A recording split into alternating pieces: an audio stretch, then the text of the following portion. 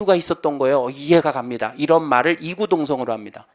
세법은 여러분들 왜 어렵다고 생각하냐면 외워야 된다고 생각하기 때문입니다. 그런데 외워서 시험장에 들어가잖아요. 순간 머리가 띵해서 하나도 생각 안 나면 다 틀립니다.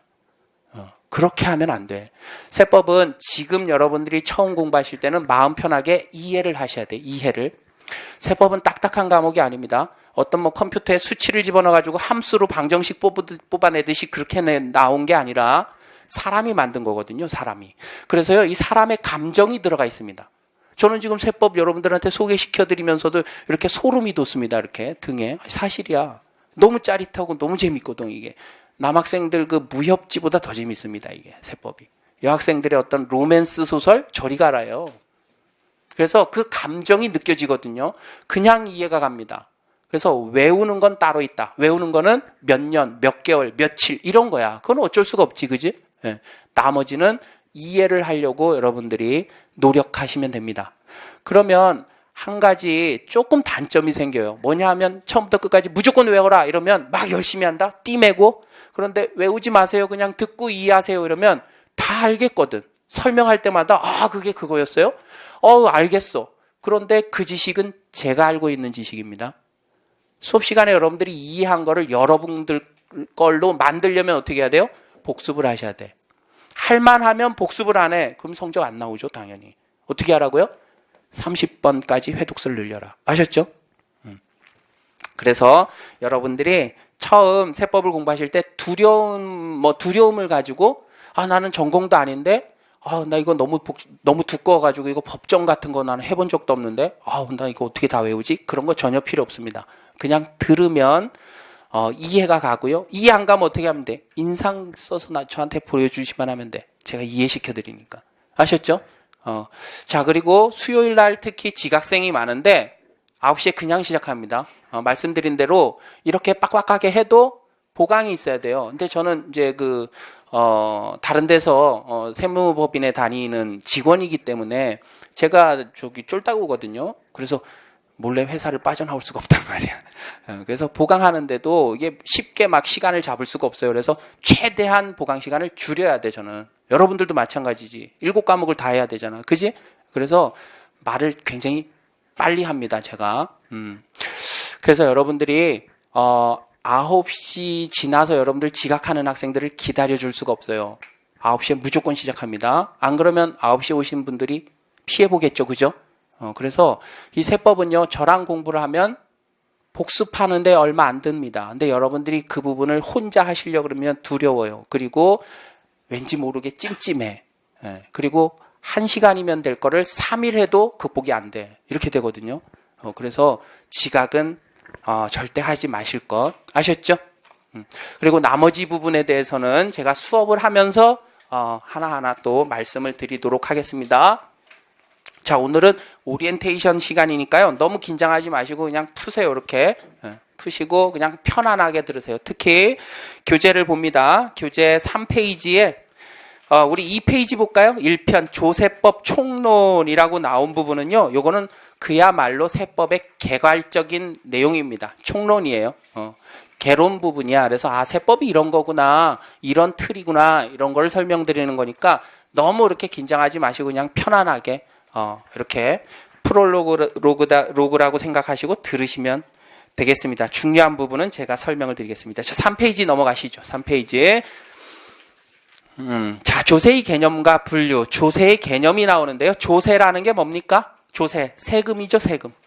조세는 세금입니다. 자, 그러면 세금이라는 게 도대체 뭐냐? 여러분들 여기 이제 이렇게 개인적으로 여러 가지 모임을 가지고 계신 분들이 계실 겁니다. 동창회도 있고, 우리 다 동창회는 있지, 그지? 저도 있습니다. 그럼 동창회 들어갔어. 우리 동창회 회원이야. 그러면 뭐 날라옵니까? 회비 내라고 쪽지 날라오죠, 그죠? 저도 엄청 날라옵니다. 보자마자 그냥 찢어버리지만.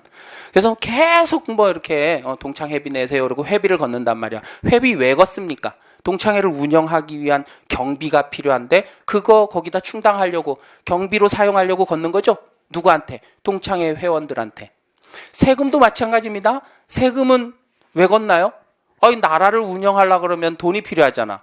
그러면 걷어야지. 누구한테? 그 국가의 회원들한테. 국가의 회원들이 누굽니까? 국민이죠.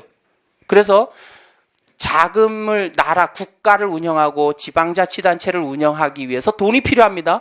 그거를 국가나 지방자치단체인 회원인 국민이나 시민들한테 걷어들이는 거. 그게 세금입니다. 쉽게 얘기해서. 그러면 선생님, 동창회 회비하고 나라나 지방자치단체가 걷어들이는 세금하고 어떤 차이가 있나요? 똑같은 회비인데. 이런 차이가 있습니다. 세금은 이런 차이가 있어요. 라는 거를 말하는 게 조세의 개념과 분류입니다. 거기에. 자, 조세의 개념이 밑에 나와 있는데 세 줄을 보겠습니다. 조세라는 거는요, 그냥 일반적인 동창회 회비 이런 거하고 달리 이런 특징이 있다는 거죠. 자, 조세, 세금은 국가나 지방자치단체가 걷어들이는 겁니다. 경비 충당을 위해서 재정 수입을 조달할 목적으로 걷어들인다는 거죠. 그리고요, 세금을 걷어들이려면요, 법률에 규정된 과세 요건을 충족한 모든 자에게 걷어들이고요. 세금을 많이 냈다 그래서 반대급부가 직접적으로 있는 게 아닙니다. 직접적인 반대급부가 없는 거죠. 그래서 그 세 줄이 조세의 개념입니다. 요거를 조금 구분해가지고 자세히 살펴본 게 그 밑에 박스입니다. 세금이 되려면 과세권자가 국가나 지방자치단체가 되어야 돼요. 만약에 국가나 지방자치단체가 아닌 공공단체가 부과하는 공과금은요, 세금이라고 할 수가 없습니다. 왜요? 부가 주체가 국가나 지방자치단체가 아니니까. 공과금이 뭔데요, 선생님? 국민연금 이런 거 있죠, 그죠? 전기료, 수도료. 우리 세법을 공부 안 한 분들은 전기료, 수도료를 가지고 전기세, 수도세 이렇게 얘기를 합니다. 자, 이제 세법에서는요, 세자라는 말을 함부로 붙이지 않습니다. 세자가 붙은 거는 세금이라는 거야. 전기료, 수도료지 전기세, 수도세가 아니야. 왜요? 세금이 아니니까. 부가 주체가 공공단체지 국가나 지방자치단체가 아니잖아. 그죠? 네. 두 번째, 과세 목적입니다. 과세 목적은요, 국가, 지방자치단체 살림을 운영하기 위한 게 과세 목적이죠. 그래서 재정 수입을 조달할 목적으로 부과되는 게 세금입니다. 따라서 위법행위, 또 잘못한 것을 제재하기 위해서 부과되는 벌금이나 과태료 이런 건 세금이 아닙니다. 그 다음에 세 번째, 과세 근거가 있어요. 세금을 부과하려면요, 반드시 법률에 의해서 과세 요건을 충족한 자에게 부과해야 됩니다. 여러분들, 과세 요건이라는 게 뭔가요? 자, 이제 여러분들 회계도 하고 세법도 하실 텐데, 일단 회계 세법을 처음 하시는 분들이 부딪히는 게 뭐냐면 용어입니다.